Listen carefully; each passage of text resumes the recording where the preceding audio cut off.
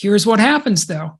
When you burn that fat and you break down the fat into the ketone bodies, those ketones suppress hunger hormones. So we have hunger and satiety hormones like ghrelin and leptin. And what happens is that the more ketones you burn, the more they suppress your hunger hormones. So most people who've never fasted before report when they do a longer fast that they simply stop feeling hunger by the second day, maybe the third day.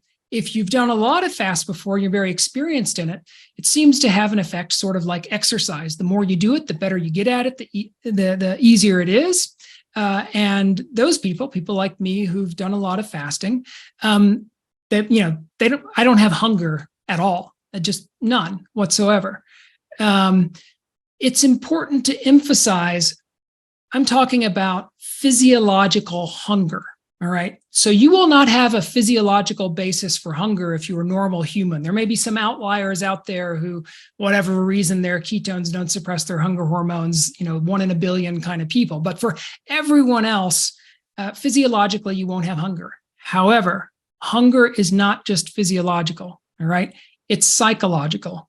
So, this is why there have been many experiments in the past when people have been forced to fast. The scientists, the researchers, or doctors make people fast. Disasters, because inevitably, of course, they want to eat. So even though the ketones are suppressing their hunger hormones, right, they make themselves hungry by fantasizing about food. So that's the other piece of advice. You need to consciously make sure you don't let your mind run away in some fantasy. Yeah, sure. Like whatever your, favorite treat is, pops into mind during your fast. It's going to happen. Just don't dwell on it for 15 luscious minutes, like imagining the feel of it on your tongue and, how it's going to taste going down your throat and all that. Just don't do that. And most fasters who are motivated, who actually want to fast and aren't being forced to fast, have no problem with this. In fact, they have so little problem with this that at fasting clinics like the True North Health Center or Clinica Back to the Garden in Puerto Rico or Buchinger Wilhelmi in Germany, all these clinics offer cooking demonstrations to the people who are fasting because they want to teach them healthier ways of eating. Right? The fast is not going to do you any good if you go back to your unhealthy way of eating after the fast. These fasters, people who are fasting for 10 days, 20 days, 40 days, are sitting there watching people cook food. And then the people who've broken their fasts and are refeeding, they're watching them eat the food and they're not tempted. So it's completely doable. It's been done by millions of people over the last 2 centuries, but it does require that you actually want to fast and want not to get, psychologically wound up in your hunger fantasies. When we talk about fasting, are we talking about 1, 100% water fasting, 2, 100% green juice fasting, C, throw a little lemon in, 4, it's a fast, but you can have some tea and herbal things like, how much is this, which version are you talking about and what is necessary? Yeah. So very good question. In North America, all the fasting doctors and clinics that I'm aware of do water only fasting. They do not want you putting lemon in your water. They do not want you drinking herbal tea. They certainly don't want you doing green juices.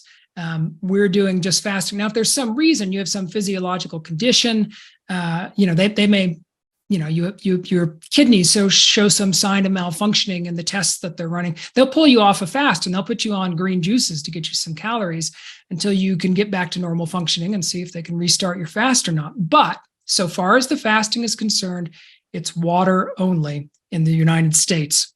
In Europe, they have a different tradition, and it's called modified fasting. Modified fasting is giving you 250 thereabouts calories a day, chiefly in vegetable broths, maybe just a little bit of juice.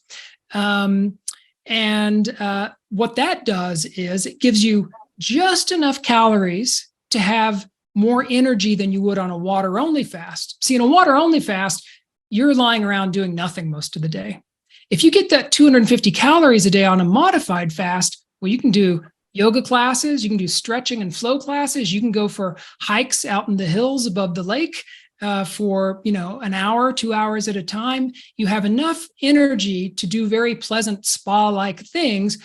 However, you are still maintaining most of what's happening in fasting metabolism. The repairs that happen during a fast, patching up DNA, increasing your recycling of old and worn out parts of your cells that might cause disease if they weren't replaced, reduction of inflammation, on and on and on down this list of wonderful repairs that happen when we fast. Those still happen on a modified fast, all right? They're keeping you in a fasting metabolism, even with a small amount of carefully chosen calories. Okay, so the two questions, one about green juicing and one about, well, then if that's the case, why would anyone go through the hell of a water-only fast, which you're going to be more lethargic on? You can't do stuff. It's very hard to work for a lot of people when you could do a modified fast. The answer is that it does seem very strongly that you heal much more quickly if you're getting 0 calories. Again, remember the basic principle of fasting is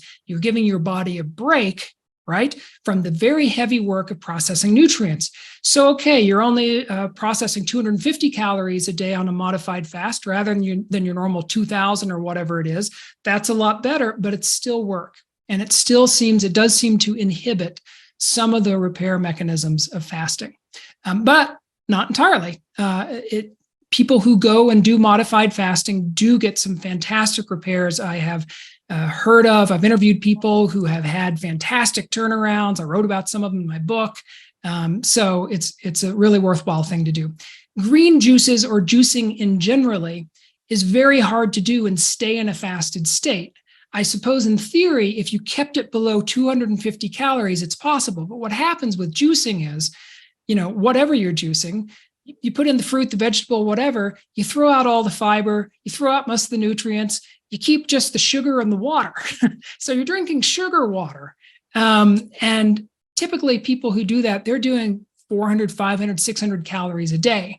Now, you may get some benefits from that because what you're doing is eating a calorically restricted diet, but that's what you're doing. You are eating a calorically restricted diet, which does have benefits, some of which overlap with fasting, but you're not going to get all of the repairs that you would get on a water only or even a 250 calorie vegetable broth modified fast.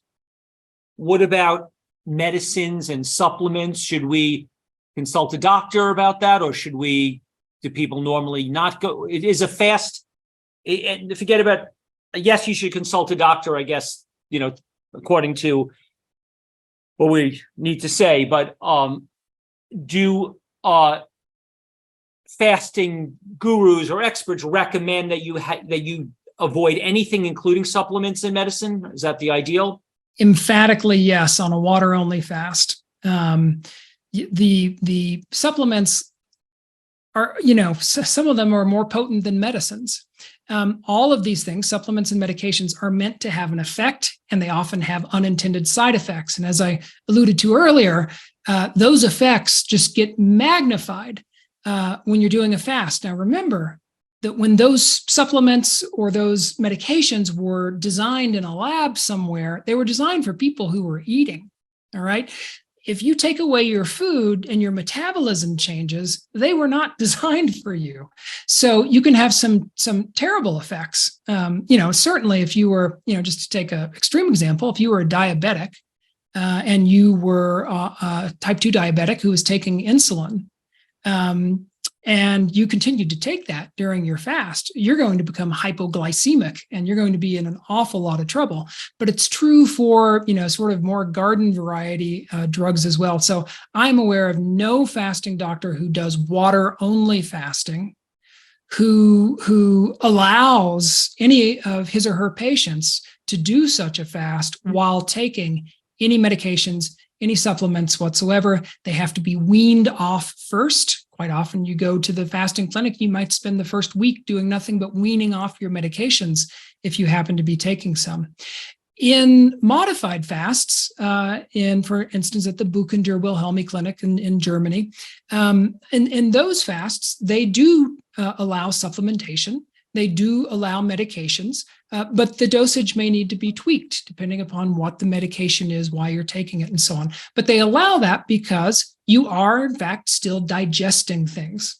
And so they believe that there's little harm to be had from continuing with most medications. There may be a few that they want you off of, but for the most part, they will do that because you've got an active stomach and intestinal tract, and it's going to be able to handle that stuff better than, if you just were drinking water.